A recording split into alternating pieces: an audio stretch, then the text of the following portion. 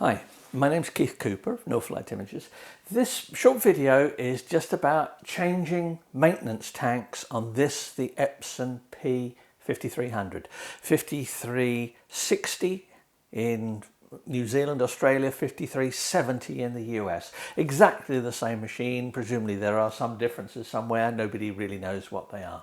But two maintenance tanks on this. There is the normal maintenance tank that fills up, that's from cleanings and things like that. That goes in here where the ink carts go.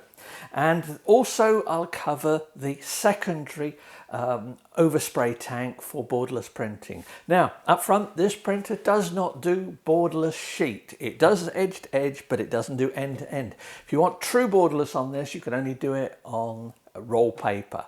But there is a separate maintenance tank for this, and these tanks are compatible. They're the same ones used by the Epson P5000 as well. And I know from using a P5000, very rarely printing borderless, the borderless tank on it has barely filled. You are unlikely to need replacements for these. Also, the maintenance tank here is filled to some extent when you set the printer up. That's flushing the lines and everything like that to get everything set up when you first initialize it. It does not fill up at a very quick rate after that. So just because when you set the printer up you see that it's filled up half of its maintenance tank here, don't think, oh, I need to have another one spare. You don't. You'll get lots of warning, and don't even think of having a spare borderless one. It lasts for ages. But anyway, first the normal tank. That's here with ink carts. Now you'll see there's a bit of blue tape left over from the setup on this. That is because these doors have a habit of, if you touch them, they just flip open. Now, I discovered this on the P5000 and it hasn't changed on this. So that's why you will see, if you go anywhere where they've got a P5000, many of these as well, I would imagine, once they're popular, you will see bits of tape stopping the door from flipping open. I mean, I've only just got to touch it like that. You can do that just leaning over the printer. And that will interrupt print, causes problems, bit of tape solves it. Anyway, the cartridge is, and notice this is powered off, I've not got it switched on.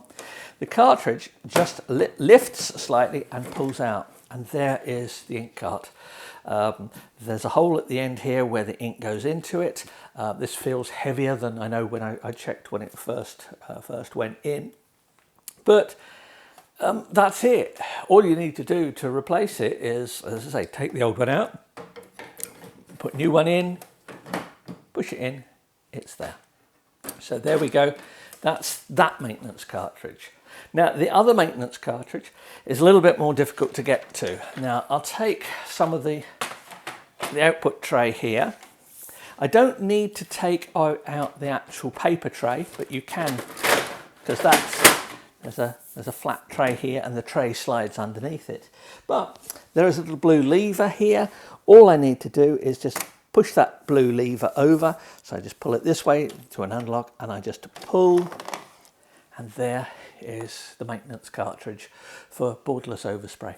You can see it's got holes at different spaces. These are the allowable sizes for borderless printing. Now, whilst the pads in here show where I've used borderless printing so far, there are some ink marks on them. None of that ink has yet made it through to here. Now, there is a vacuum system in the printer, and it is, I remember this from when the P5000 was designed. Let's just put this back in. Make sure you slide it in straight. Just pushes in, gently clicks into place. Put the lock back over, and that's it, you've replaced it.